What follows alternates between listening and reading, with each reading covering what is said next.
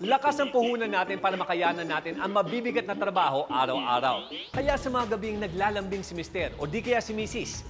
at busy tayo kinabukasan, hindi natin maiwasang sabihin, next time na lang. May paniniwala kasi na nakakaubos ng lakas ang pakikipagsiping. May basihan o maling akala lang? Ako po si Paolo Bejones. Ngayong gabi, ito ang aming demolition job.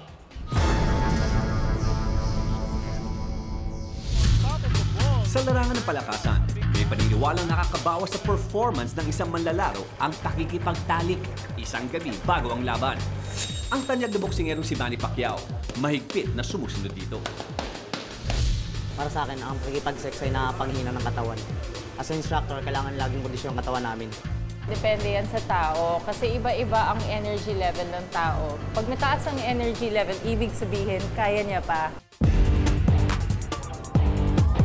Pero hindi lang bang atleta at fitness instructors ang may ganitong paniniwala. Dahil karaniwang biruan ng mga may asawa, nakapanghihina raw ng tuhod ang mga gabing puno ng pagmamahalan. Kaya nga payo natin mga Pilipino, kumain ng balot bago maglabing-labing. Nakakabuhay ng dugo. Hindi mo ginagawa yun ng pagod ka eh. Kailangan mag-ana ka palagi para hindi nagbabago yung pakiramdam mo sa araw-araw. Depende siyempre, may effort kang ginagamit doon. Kung nasa kondisyon ka, okay. Pero kung hindi, hindi. Sa eksperimentong gagawin ng demolition job ngayong gabi, malalaman natin kung nakapanlalambot nga ba ng tuhod ang sex. Isang mag-asawa ang kinuha namin para sa pagsusuri. Ang civil engineer na 24 na taong gulang at madalas pang puyat sa trabaho na si Paul. Kasamang 22 anyos na full-time wife and mommy na si Abigail. Meron na silang isang anak. Buo ang loob nilang sumailalim sa ating sexperiment. Gagabayan naman ang ating eksperimento ni Professor Hert Calianta, isang exercise science specialist. Gagamit tayo ng basic workouts para masukat ang lakas ni Paul at Abigail bago at pagkatapos ng kanilang pagsisiping. Ngayong handa ng lahat, simulan natin ang pagkuha ng baseline strength nila. Ang unang pagsusuring pagdaraanan ng mag-asawang sina Paul at Abigail, susukat sa kanilang cardio o heart rate. Gamit ang treadmill, maglalakad sila sa loob ng 4 na minuto habang nakakapit sa handlebar. Umpisan natin sa mabagal hanggang pabilis ng pabilis. Kusang lalabas sa maliit na monitor ng treadmill ang kanilang heart rate.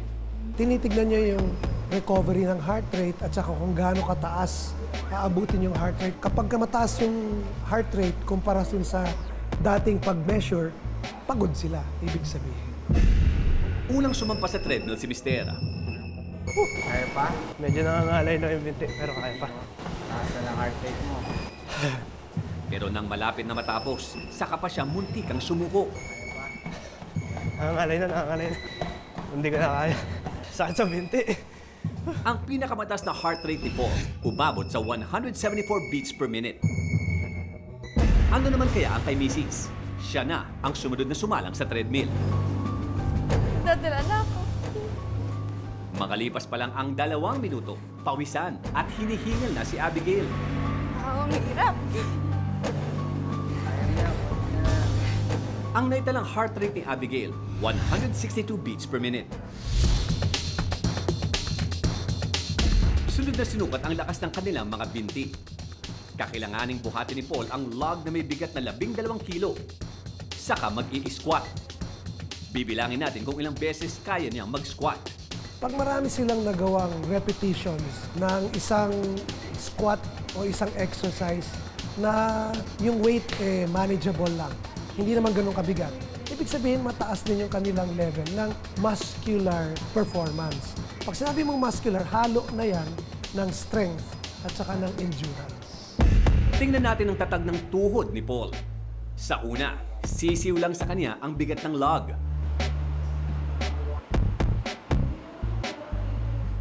Hanggang sa bumigay na siya. Hindi ko na kaya. 31 squats. Not bad, ha?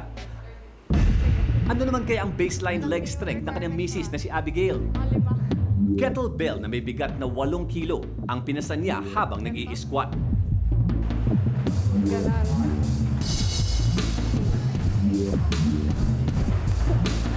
Ayaw lang. At naka 28 reps si Abigail. Matapos ang leg strength, sukatin naman natin ang kanilang upper body strength. Kakailanganin nila magbuhat ng dumbbells nang nakahiga sa Swiss ball. Bibilangin natin kung ilang beses nila ito may tataas baba. Kay Paul, tig 15 pounds na dumbbells. Aray ko! Buhat na nagpunto ko. Aray ko! Sa braso na ito. Ish! Ayaw ka na. Hindi na kaya. Bigat. Nakagawa siya ng 40 reps ng dumbbell press. Next, si Abigail naman na may hawak na tig 5 pounds na dumbbells. Ang bigat eh. Matapos ang ilang reps ng dumbbell press, umayaw na si Abigail. Ayoko na po. Bukod sa mga physical test, dinala rin namin sila sa Healthway Medical para sa isang blood test. Ayon sa isang internist, ang pagtingin sa testosterone sa dugo ay isang paraan din para malaman kung humina ang isang tao. Sa sexual activity, ito usually ang nagiging responsible para dun sa stimulation ng libido o kaya pagkaroon ng persistence ng lakas, no? Or para hindi manghina. Ngayong natapos na ni Paul at Abigail ang baseline strength test at blood test, oras na para sa mas mainit na parte ng eksperimento.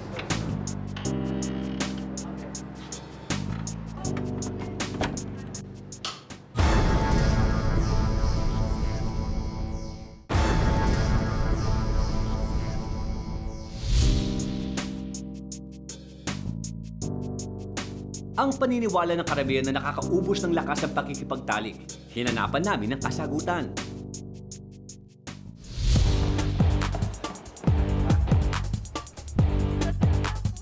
Kanina, dumaan ang mag-asawang sina Paul at Abigail sa iba't ibang physical tests para masukat ang kanilang lakas. Kinuhanan din sila ng dugo para makita ang dami ng testosterone sa kanilang katawan. Yung testosterone ay isang klase ng hormone sa katawan ng tao na nakikita hindi lamang sa mga lalaki kundi pati na rin sa mga babae.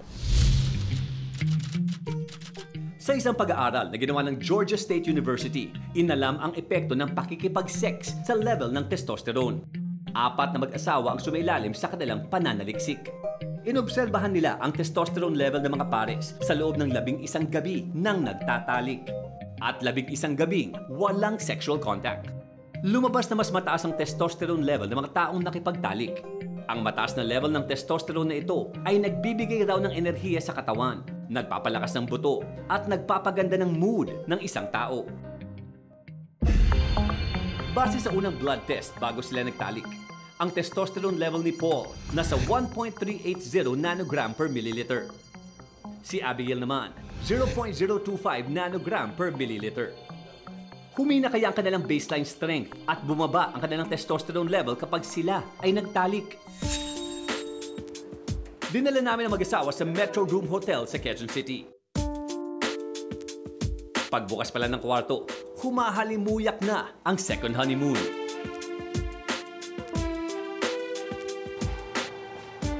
Isang toast para sa mainit na magdamag. Oras na para mag-relax at mag-sexy time.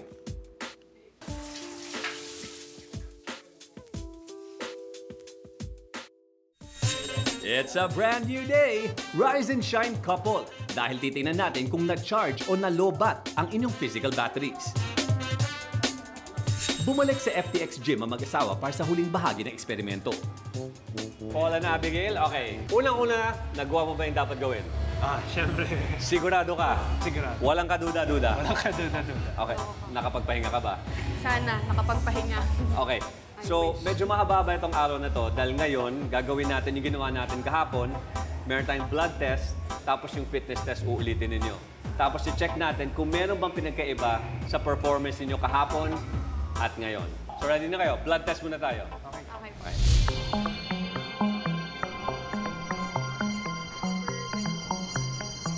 Habang hinihintay ang resulta ng pangalawang blood test, nag-strength test muna sila. Sumalang muli sa treadmill ang dalawa para masukat ang kanilang heart rate. Okay, treadmill test. Kasama natin si Brian. Brian, you know what to do? Okay, step tayo sa treadmill. So, una si Paul. Sa pagkakataong ito, mas madaling natapos ni Paul ang pagtakbo. Pagod. Okay lang, tuhod. Ang kanyang heart rate, 168 beats per minute. Mas mababa kaysa kahapon. Ibig sabihin, mas relax siya kahit nagsiping silang mag-asawa noong nakarang gabi. Nang si Abigail nang tumakbo sa treadmill. Sa legs mo. Medyo sumasakit na, pero okay lang. Nakakahingal. 169 beats per minute. Mas mataas na bahagya kumpara sa heart rate ni Abigail kahapon.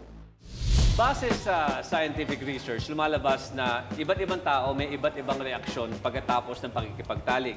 May mga taong mas nare-relax, yung iba naman mas nasi-stress. May pinagbago. Mas relax ka ngayon pagkatapos ng pakikipagtalik.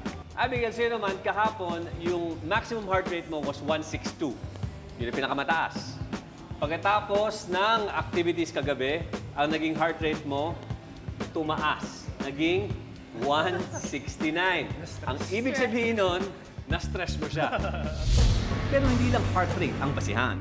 Tingnan natin kung ano magiging resulta ng iba pa nating strength test. Kamusta naman kaya ang tibay ng kanilang mga tuhod? Naubos kaya ang lakas ng couple sa kanilang overnight honeymoon? Ang resulta sa pagbabalik ng Demolition Job. 8, kaya pa? Hindi na. Okay.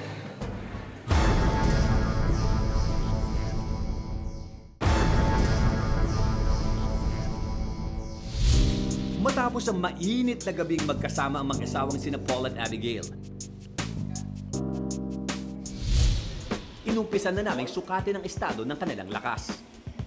Pagdating sa cardio rate, makikitang na-relax si Paul.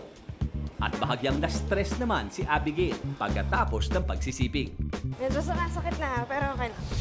Sa leg strength test, si Paul mukhang nadalian sa pagkakataong ito. Go lower pa. 14. Nakagawa siya ng 38 squats, mas mataas kaysa sa 31 squats niya before sex. 28, kaya pa? Hindi na. Okay. Ang misis kaya niyang si Abigail, kamusta ang tuhod? 20, kaya mo pa, Abby? Ow! 30, kaya mo pa? Tama na. Okay na, ka na? okay O, sige. Aha! 30 squats ang nagawa ni Abigail this time. Mas marami ng 2 squats kaysa sa kahapon. Lumalabas sa ating pangalawang test na hindi nang hina ang kanilang tuhod. Sunod na eksperimento ang upper body strength. Sisiw na lang para kay Paul ang bigat na 30 pounds. 35. 40. Sakit sa kamay. Sige, stretch ka ng konti. Akala nga niya mas marami siyang nagawa. Compared to yesterday, may pinagkaiba ba sa tingin mo? Palagay ko mas marami ako nagawa kahapon. Ngayon. Pero sa bilang ng aming kasamang instructor, parehas na 40 dumbbell press ang nagawa ni Paul. Ang 10 pounds namang dumbbells para sa kanyang may bahay na si Abigail, parang mas gumaan. Mula sa 35 reps ng dumbbell press kahapon, nakagawa siya ng 50 reps ngayon. 49. 50. Kunin ko na, Abby, ah. Okay. Anong pakiramdam? Okay lang. Kaya mo pa? Kaya ko pa. Kahapon, mas konti yung ginawa mo. Hindi ko na matandaan. Parang mas malakas ka pa ngayon. Masasabing malakas pang taas na bahagi ng kanilang katawan kahit nag-sex kinagabihan. May isang paraan pa para malaman kung nabawasan na lakas sa kanilang katawan. Ang malaman ang pagbabago sa kanilang testosterone level. Pag tumaas ang testosterone level, mas nagiging masigla ang isang tao. Pag bumaba, palatandaan itong nanghihina ang katawan dahil sa ginawang pagsisiping. Ayon sa resultang inilabas ng Healthway Medical, mas bumaba ng bahagya ang testosterone level ni Paul kumpara kahapon. Samantalang walang namang pagbabago ang testosterone level ni Abigail. Sa kabuuan, lumalabas na sa 4 na test na ating isinagawa, 3 ang nagsasabing walang negatibong epekto ang sex sa lakas ng katawan ni Paul. At 3 rin ang nagpapakitang di nakakapanghina ang sex para kay Abigail. Ipaliwanag ng internist na si Dr. Eduvas, ang pakikipagsiping ay kumukonsumo lang ng kaunting enerhiya na kayang-kayang bawiin ng pahinga. Yung sexual intercourse ay halos katumbas lang ng mga araw-araw na ginagawa natin sa bahay, yung paglilinis, pagluluto, no, paglalaba. So kadalasan, pagkatapos ng activity, maaring may kapagurang na nararamdaman, pero pag nakapagpahinga na, hindi na dapat nagpo-persist yung kapaguran. Mga kapatid, bahagi na masayang samahan na mag-asawa ang responsableng pagtatalik. Pero dahil nga sa mga maling akala, nagkakaroon po tayo ng pagkukulang sa ating kapareha. Ngayong gabi, napatunayan natin na hindi pala nakakapanghina ng tuhod ang pakikipag-sex kinagabihan.